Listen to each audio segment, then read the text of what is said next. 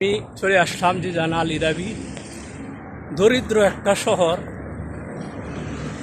এই শহরটা অনেক আগে অগুছানি ছিল, এখন এই শহরটা বর্তমানে অনেক সাজানো গুছানো হয়ে গেছে। এবং আমি যে বলা 2018-তে সৌদি আরব আসি, এবং এই রাস্তা ছিল এক লাইনের। এখন বর্তমান সরকার এই লাইন করছে 2 লাইনের রাস্তা, এক রুটে 2 লাইন, 4 লাইনের রাস্তা।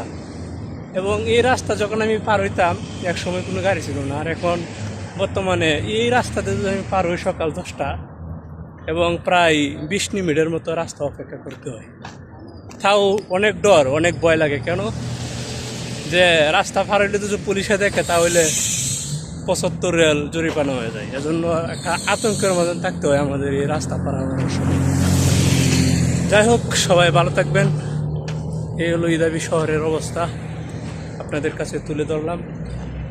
এবং এখানে কোনো 5 তলা বিশিষ্ট করে কোনো বিল্ডিং হয় না এই ডিস্ট্রিক্টের ভিতরে।